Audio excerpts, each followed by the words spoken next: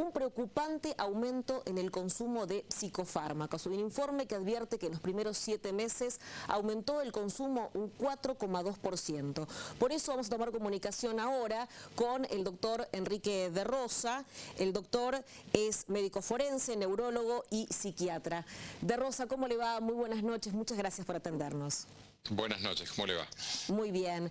Bueno, imagino que esto ustedes lo habrán advertido en el consultorio, ¿no? ¿Cómo se incrementó en estos tiempos de pandemia el consumo de psicofármacos? Sí, en realidad el notarlo ocurre por varias vías, es decir, por un lado obviamente la consulta, pero la forma más presente es simplemente en la vida cotidiana, es decir, el psicofármaco se ha transformado en un elemento más de la casi diría de la canasta familiar. Entonces es muy habitual que yo diría que la menor cantidad de gente solicita una receta para un psicofármaco a un médico especialista, pero una enorme población consume medicamentos por su cuenta, sea que han sido recetados en alguna época por algún médico, muy habitualmente no de la especialidad, no tienen ningún seguimiento, y por otro lado que han sido administrados por algún amigo, vecino, conocido, que le dice, mira, esto funciona para mí, estoy un poco nervioso, estoy un poco nerviosa, duermo mal o algo, toma esto, a mí me sirvió.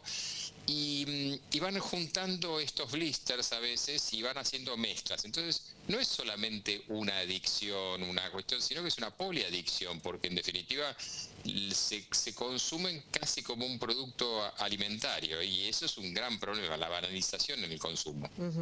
Doctor, ¿y qué problemas puede traer en la salud física el consumo de psicofármacos cuando no están prescriptos o cuando en algún momento, como usted decía, un médico sí los recetó, pero ya después en el tiempo no hubo un control, un seguimiento de esa persona? Por de pronto, por raro que parezca, los psicofármacos tienen, digo por raro porque habitualmente pasa lo contrario, los psicofármacos tienen un tiempo muy limitado de aplicación, es decir, deben ser revisados según inclusive normativas internacionales de la OMS y demás, a los 6, a los 9 meses, es decir, si una persona no responde adecuadamente a un producto y la respuesta no es positiva por de pronto, estos deben ser cambiados, deben ser reevaluada la situación. Ejemplo muy simple, insomnio, y muy habitualmente la gente toma ansiolítico para el insomnio, cuando bueno, simplemente sí son depresores del sistema nervioso, pero no son el medicamento para un síntoma, insomnio, síntoma que previamente debe haber sido diagnosticado. Entonces, ¿cuáles son los inconvenientes? Que cuando yo consumo una molécula que va a tener efecto, pero que yo no padezco aquello para lo cual la molécula es útil, la molécula no es que no hace nada, sigue haciendo una cantidad de cosas, alterando mi bioquímica cerebral, alterando mi bioquímica, es decir, nosotros tenemos neuronas por todo el cuerpo, no tenemos simplemente...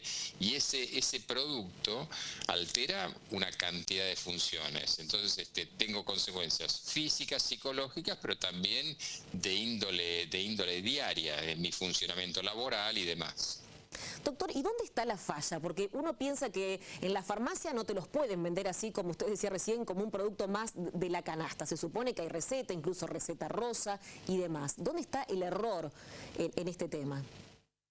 Por de pronto que en algunos lugares, no sé si farmacias o no sé si lugares, en su momento había hasta kioscos, se venden, es decir, la gente de alguna manera los consigue. Por otro lado, a veces es muy habitual que al médico, que está a veces sobrepasado de trabajo, le dicen, mire, pero me agrega tal cosa que me lo dio, pero ¿quién se lo dio? No, me lo dio mi gastroenterólogo. No, yo fui una vez a ver a alguien, es muy raro la gente que acepte que ha ido a ver a un psiquiatra, es una especialidad con cierto tabú, y en realidad es la especialidad que controla, que maneja eso. Entonces consiguen la receta eventualmente, o hay una especie de venta libre, es decir, no es que sea libre, sino que en alguna medida lo consiguen hay venta de blisters sueltos por ahí, entonces en definitiva lo consiguen y bueno, parte de la solución o parte del problema es el no control de esta venta de moléculas que son peligrosas. Doctor, justamente el tema de la adicción a los psicofármacos, ¿cree que ya sin duda se ha convertido en una consecuencia de la pandemia y que seguirá en la pospandemia? A ver, eso es parte del gran problema, el no haber abordado de una manera adecuada las consecuencias psicológicas de una situación absolutamente extraordinaria y que continúa bajo una serie de restricciones y tensiones y las consecuencias económicas y todo lo demás, era negar algo que iba a pasar. Entonces, inevitablemente la gente no lo hace por rebelde, por mala o por lo que fuera. Busca cómo salir de un estado de angustia, de malestar, de algo, y es hasta lógico y comprensible. Entonces, sí, lamentablemente esto va a continuar, a menos que, va a continuar y va a continuar por años, a menos que esto implique un cambio en todo el abordaje que hacemos respecto a la salud mental que en nuestro país no es considerada prácticamente. Por último, doctor, ¿cuál es la recomendación para aquellas personas que tal vez se acostumbraron, están consumiendo psicofármacos sin prescripción médica y que quizás los quieran dejar? ¿Qué es lo que deben hacer?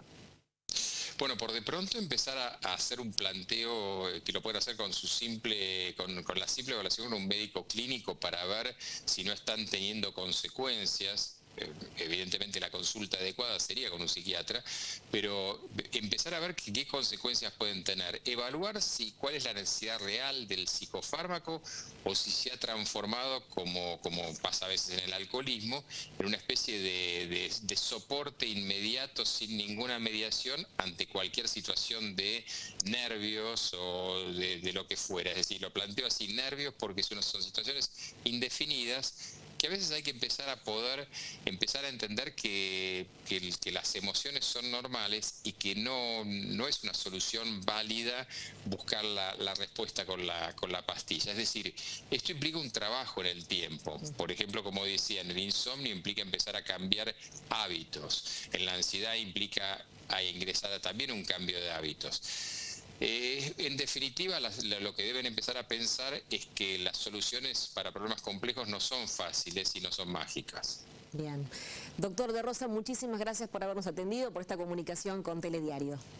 No, por favor, muchas gracias a ustedes y muy buenas noches. Buenas noches.